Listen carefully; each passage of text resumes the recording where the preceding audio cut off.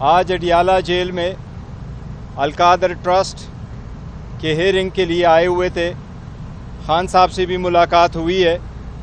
آپ لوگوں کو پتہ ہے یہ 7واں گواہ ہے جس پہ کراس ایگزامینیشن اس وقت شروع ہے.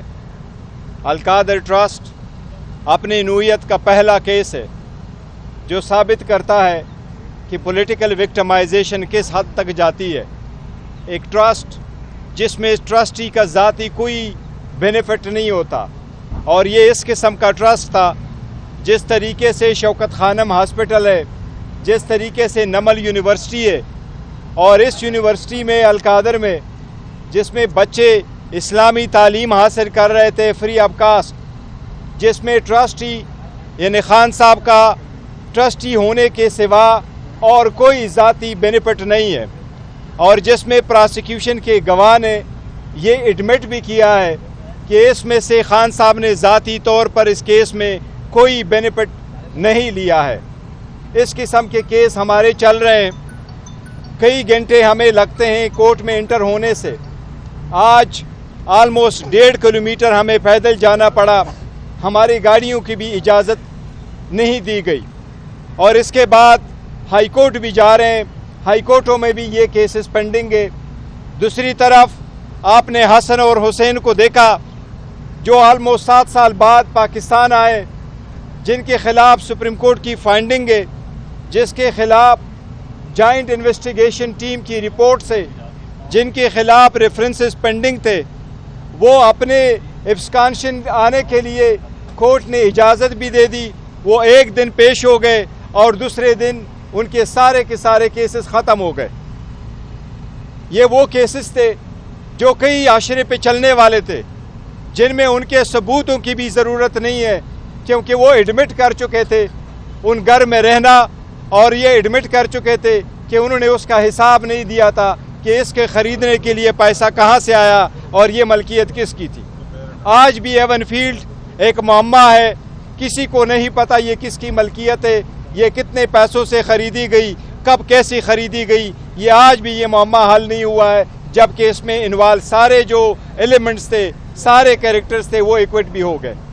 ہم عدلیہ سے یہ درخواست کرتے ہیں کہ ہمیں بھی 45 سال انتظار کر کے پھر یہ نہ کہنا کہ انصاف نہیں ہوا تھا، ڈیو پروسیس نہیں فالو ہوا ہے.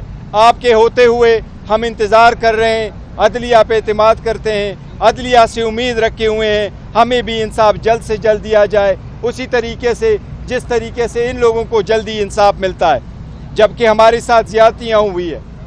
ساتھ ہی ساتھ خان صاحب کے ساتھ آج پولیٹیکل معاملات پہ بھی بات ہوئی ہے، اور پولیٹیکل معاملات پہ افغانستان کی سچویشن پہ بھی بڑا کنسرن ہے.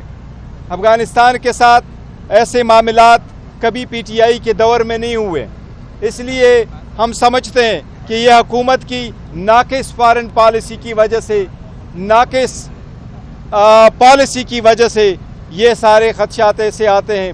ہم امید کرتے ہیں کہ انشاءاللہ پاکستان کے دفاع میں کوئی کسر نہیں رکھی جائے گی، اور ہمارے فورسز ہمتاً پاکستان کے دفاع میں مضبوط ہے، اور انشاءاللہ تعالی دفاع میں کوشش کرتے رہیں گے. ساتھ ہی پولیٹیکل معاملات پہ خان صاحب سے ڈسکس ہوا ہے. آج یونانیمسلی خان صاحب نے ڈائریکشن دی ہے اور خان صاحب نے اپروو کیا ہے. انشاءاللہ تعالی نیشنل اسمبلی کے پبلک اکاؤنٹس کمیٹی کے لیے ہمارے چیئرمین کی طرف مروت صاحب انشاءاللہ ہمارے امیدوار ہوں گے. ہم باضابطہ طور پر اسپیکر کو کل لیٹر لکھیں گے انشاءاللہ تعالی کہ یہ نامینیشن پاکستان تحریک انصاف کے بے کینڈیڈیٹ سنی اتحاد کونسل کی رائٹ ہے، وہی میجر اپوزیشن پارٹی ہے، اور ہم کل مطالبہ کریں گے کہ یہ پوزیشن جو ہے وہ ہمیں دی جائے. گوہر صاحب، اس وقت جو سب سے بڑا کنفیوژن کریٹ ہوا ہے وہ آپ کی جو پی ٹی آئی کی وکلا قیادت ہے اور سیاسی قیادت ہے. عمران خان صاحب نے آئی ایم ایف کے سامنے جو احتجاج ہوا اس کو کنڈم نہیں کیا، آپ نے کنڈم بھی کیا، آپ نے لا تعلقی کا اظہار کیا. مروت صاحب نے کہا جی کے پی میں جو پی ٹی آئی کی حکومت تھی اس میں بڑی کرپشن ہوئی ہے، اس پر کیا کہیں گے؟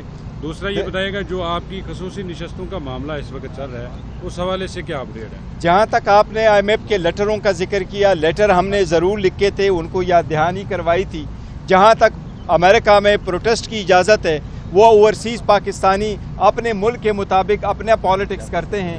ہم نے یہاں سے کوئی آرگنائز کر کے نہیں بھیجا ہے کہ آپ آرگنائز کریں پروٹیسٹ. وہ اگر اپنے طرف سے کرتے ہیں تو ہم ان کو روک نہیں سکتے. وہ پاکستانیز ہے اور وہ اوورسیز پاکستانیز ہے, وہ امریکنز پاکستانیز ہے, تو ان کے اپنے ملک کے مطابق جو پالیٹکس وہ کرتے ہیں وہ یہ ان کا رائٹ ہے. جہاں تک ریزرو سیٹ کا ہے, ریزرو سیٹ پہ ہم سارے متفق ہیں, اور متفقہ طور پر یہ ہمارا ورشن ہے کہ آرٹیکل 51 کے مطابق کسی بھی پولیٹیکل پارٹی کو اس کی جیتے ہوئی سیٹوں سے زیادہ سیٹیں نہیں مل سکتی. یہ پروپورشنیٹ کے قانون کے خلاف ہے کہ اگر آپ وہ سیٹیں لے کے ہم سے لے کر کے ان پارٹیز کو دے کے کے پی کے کی مثال لے لے, کے پی کے میں 17 سیٹیں جیت چکی تھی 3 پولیٹیکل پارٹیز, آپ نے ان کو 27 اور سیٹیں دے دی ان پارٹی کو جو 17 سیٹیں اجتماعی طور پر جیت چکی ہیں. اس لیے یہ تو لاجک بھی نہیں مانتا, یہ قانون اور آئین کی بھی خلاف ورزی ہے. ہم سمجھتے ہیں انشاءاللہ تعالی عدلیہ اس پہ فیصلہ دے گی, سپریم کورٹ اس کا حل نکالے گی. یہ ہمارا رائٹ ہے اور ہمیں ملنا چاہیے. اگر پاکستان تحریک انصاف کی وومن کی ریپرزنٹیشن وہاں نہیں ہوگی تو ہم سمجھتے ہیں ایمان کمپلیٹ نہیں ہے, اسمبلی کمپلیٹ نہیں ہے. تھینک یو جی. تھینک یو جی, تھینک یو سو مچ.